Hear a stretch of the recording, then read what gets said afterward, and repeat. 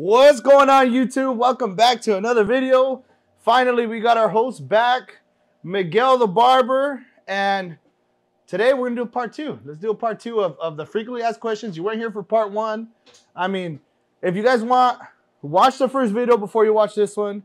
A lot of useful information. We have 4 more questions. It was something that, I mean, everyone wants to know what barbers do, just different questions that we need to get off our chest, Yeah, man. So you guys came to the right place. We got a lot of information today.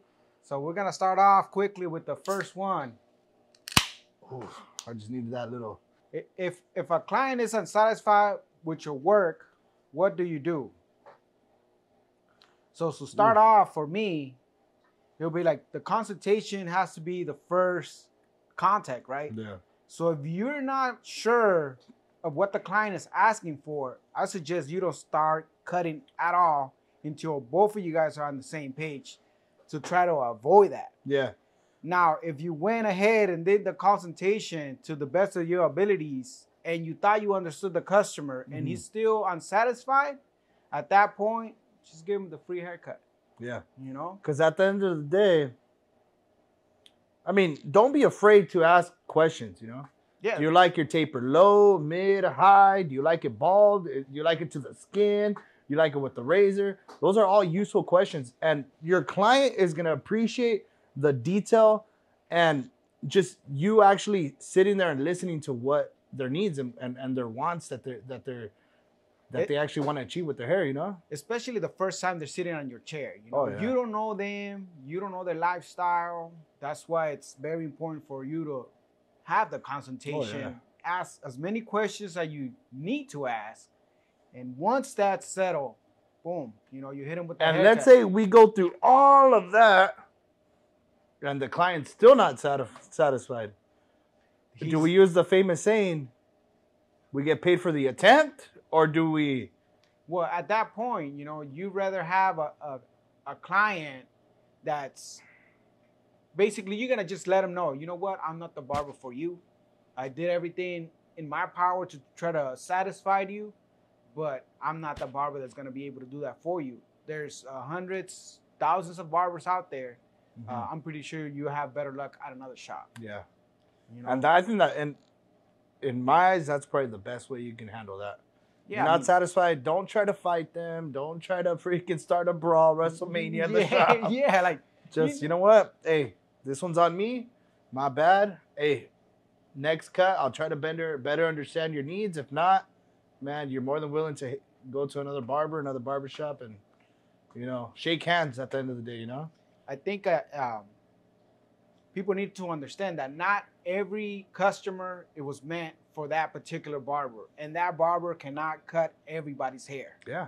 No matter if you do the best work, they might not even be satisfied, no matter what you do. It trips me out because we know the type of clients that we get and who sits in the chair.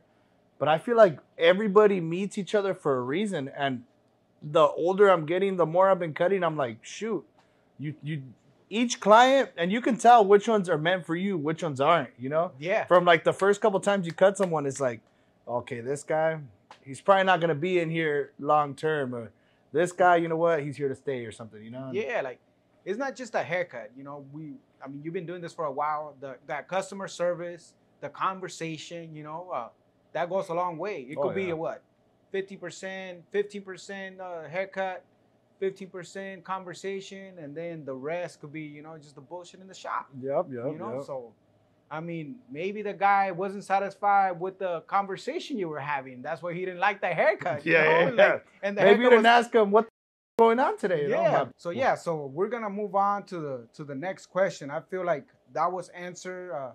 If you guys still feel like we didn't give the answer that you guys were looking for, please leave it in the comments. We'll try our best to respond to the comments. Yes, sir. Do barbers keep 100% of the income? Oof. Definitely no.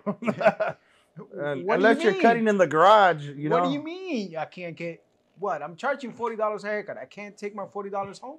Why? All right. You're either booth rent, an employee. There's no way you can have 100% of your income. Clippers are you know, an essential. Blades, you know, aftershave, shave gel, neck strips, capes. We can go on and on expenses. Rent, you know. Do you own the shop? Do you not? Everything that's in here, you know, costs. What do you mean? I can't borrow the clippers from other barbers? How I about mean, blades? I personally did borrow some, but I'm gonna get you back. I ran out, but those are things that there's no way. I mean, I want to say maybe a percent. Let's say percentage wise. Yeah, like if we broke it down, like, you know, like I would say aftershave. maybe 70% of your income, maybe, or a little bit less. I want to say, yeah, like close to like 60% of Boy, your income, you know, like after yeah, taxes and yeah. everything. So it's just like a business. You It- gotta it- spend it money. is a business, yeah. It's literally, it's exactly what yeah, it is. yeah, it's Don't a business. ever, yeah. So you have to spend money in order for you to make it. I mean, it's something that if it's marketing, if it's buying new clippers, if it's new blades, if it's chargers, if it's the shave gel, if it's so many things that you don't realize if you don't keep track Yeah, of what you're spending your money on. And it's something that you have to money manage, you know, keep track of everything. So at the end of the year, you're able to, what would you call it, a write-off? Would you call it? that's exactly what it is. You know, you keep track of what's coming in, what's leaving, and at the end of the year, you're gonna have your gross. You know, and that's after all the deductions. Mm-hmm. You know, whether you buy clippers, you pay liability insurance, booth rent. Yeah, And I have a question. So barbers are self-employed most of the time.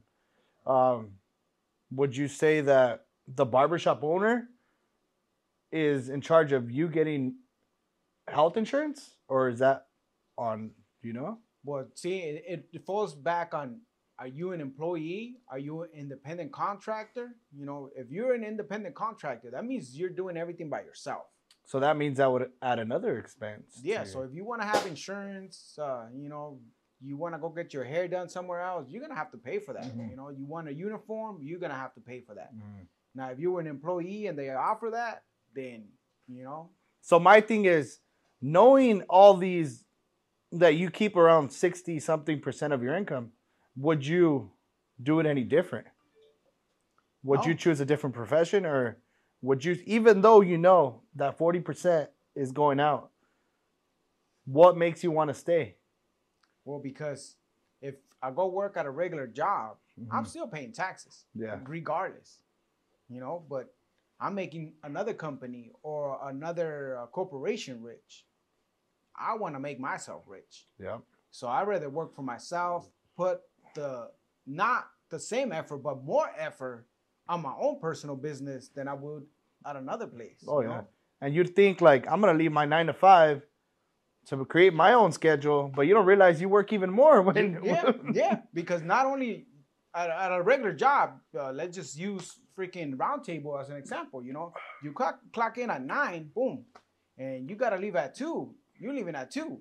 You ain't taking no more or less work home. Yeah. Here, you know, you're cutting hair all day. You don't got time to run the books. Yep. You know, So you got to go home yeah, and still run books, run books, receipts, payroll, like all that stuff that you're saying. you know, and I'm pretty sure even you as a independent contractor, you know, you look around and you're like, damn, man, I need to get more disinfectant, or I need more aftershave, or more talc, or And it happens more frequently than you think. yeah. You know?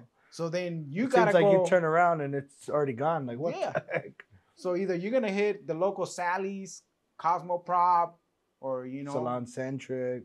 or if you know, if you need it right there and then, you gotta hit one of those places. Yeah. But if you are constantly checking and seeing that your numbers are a little low, you know, go to your Amazon, your eBay, you know. Plan your ahead. You know, yeah. that comes with planning ahead. Yeah. Barber Supply, you know. We're Oh. not gonna plug any barber supplies here, but you know who you guys are. All right. Question number 3. Is being a barber easy?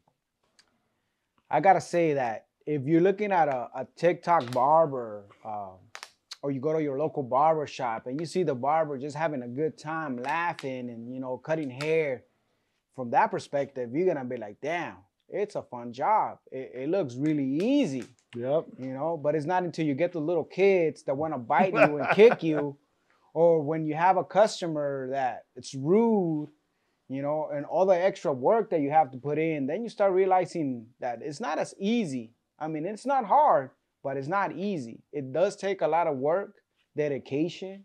You know, you definitely got to be responsible. Can you imagine being at the barber shop all hungover, you know, or some people like to smoke that ganja, you know, all stone or something, Oh, yeah. you know, like it's not going to be easy. The people are going to give you a hard time, you know, so whoever thinks that coming into the barber game is gonna be easy, you watch a couple videos on YouTube and you think you could do a clean ass fade and that's all it's gonna take for you to be a good barber. Oh, it's gonna be a rude awakening. Oh yeah. You know, when you have that rude customer, hey, you fucked my shit up. Like, why is this fade looking like this? Or why is the lineup looking like that? Yep. You know, I definitely feel like it's a profession that it's very difficult to begin, because it's something that when you meet someone for the first time, you're looking at their hair, you're looking at their face, and who's willing to let you practice, you know?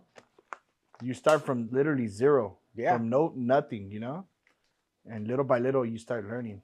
So I think being dedicated and making those goals for yourself, and it's something that's very difficult to do. like if you can't take criticism, Yeah. you know, the first time a customer tells you, you fuck my shit up, you're gonna give up. Oh yeah. You're like, hell no, this is not for me. You know, it's like you have to be able to take criticism and learn from that.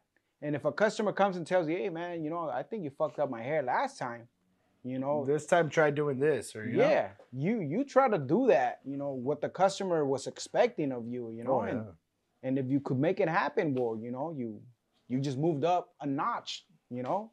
If you can't perform it, it doesn't mean you have to give up. Keep doing it. Yeah, keep doing it. because there's no way you're gonna be. Maybe there's some barbers out there that are successful, but you need reoccurring or returning customers, you know? Yeah.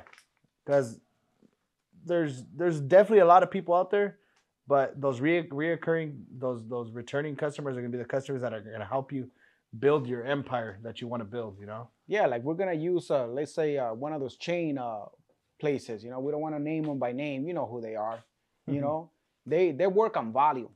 So I don't think they even care about retaining customers. You know, they're more like, oh, let's get them in, let's get them out. Get them in, get them out. I feel like in this particular barbershop, we want the customers to have a good experience where they feel that they have to come back. You know, like they like that environment. They like that haircut. You know, so then that creates the image that, oh shit, barbering is easy. You know, but that's because we already been on the grind. You know, we had to learn how to treat customers. Yeah. You know, that's the customer service that comes behind it. Yeah. Well, how many times do you have heard, you know, like, hey, I hit him up, he didn't call me back, or he said he was gonna be here on Tuesday, and it's Tuesday, he's not here. So that's definitely plays a role on it. Like I told you at the beginning, if you want 9 o'clock customers, you gotta be at the shop at 9 o'clock. If you want 10 o'clock customers, be at the shop at 10 o'clock. Yep. You know, customers don't want to guess if you're here or not. You have your schedule set up from 1 to 2, be there at 1 to 2. Yep. You know, don't go nowhere unless it's your lunch or whatever, you know. Everybody needs a break, need to go get lunch. But that doesn't mean, oh, you don't have no customers, you leave the shop, you come back. Like, yep. That's not gonna work. It's not gonna make the barber game easy for you. Yeah. You know. So to answer that question, it can be easy to be a barber with repetition, with practice, with reliability, customer service, and respect for the craft, you know? Yeah. You know, respect your time, respect the customer's time, and everything's gonna be all right. Yeah. Heck yeah. Last and final question number 4. What's the difference between a barber shop and a salon? Oof. Should we start with the obvious? Salons are a place where girls meet and get their hair done. Of course, there's some barbers including myself, that have worked at a salon before. But the majority of people that you're gonna find at a salon are usually people who work on girls. Barbershop, well, you're gonna find guys and a couple girls that play for the same team, you know, obviously, you know, and I mean, that's the most obvious thing. Now, what's other things that you have noticed that it's different from a salon and a barbershop? For me, if I'm pulling up to a barbershop, first thing I'm seeing is a barber pole. That's catching my attention, that there is a licensed barber that works in there. If there is a barber pole outside, a licensed barber is in there, which means they are licensed to use the straight razor and cut some, in our eyes, quality hair, you know. Barbershops versus salons. Salons tend to be just a different environment. Not good or bad, it's just different environment. In a barbershop, you're looking for a barbershop experience. So can you explain a little bit of what a barbershop experience is to you? Well, for me, it's like a manly place, you know. Of course, we accept everybody. We have single moms that bring their kids. We also have girls that bring their girlfriends to get their haircuts, you know. So but they're looking for that bullshit, you know. Like, of course, like I said, I worked at a salon before. They also like to bullshit, but that's between the girls, you know. Guys and girls, that's their sacred place, you know. Yeah. You know, between the guys and the girls, obviously the workers could have like a, you know, cool relationship, but you can't bullshit the same with a girl that you can with the guy, you know, like then we run into those boundaries where, you know, like, oh, is he going too far? Is he fucking, you know, being over here or being over there? Like, oh yeah, you know, the main thing that I have noticed from working both places is just what you said, man. We use a razor. The quality of cuts could be the same whether it's a salon or a barbershop, but barbershops seem to work more on, our specialty is men, grooming men, shaving beards, doing fades, doing tapers, you know.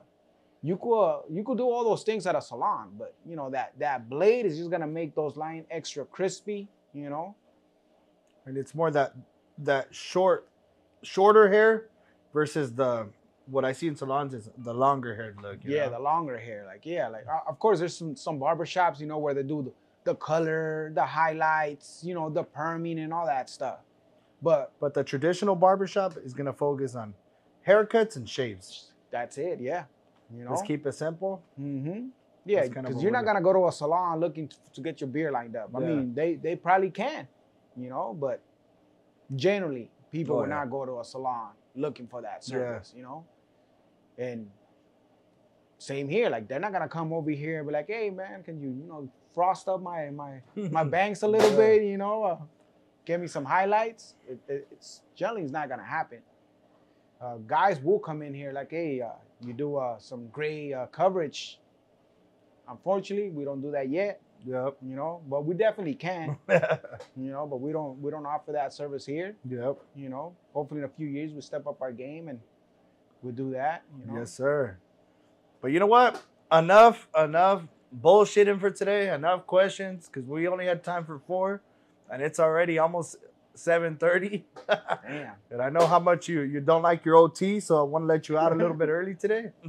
As the co-host, I want to let the host right here close out the video, because, man, this guy, man, he was here at, what, 8 in the morning, earlier than 8 in the morning. 7:30 to be exact. Man, 12-hour shift, man, you're just killing it. Don't think that it's unsaid.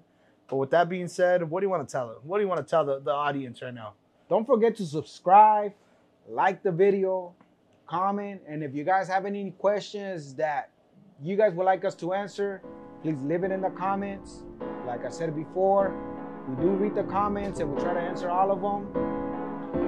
So hope you guys have a good one, and we'll see you guys on the next one. Yes, sir.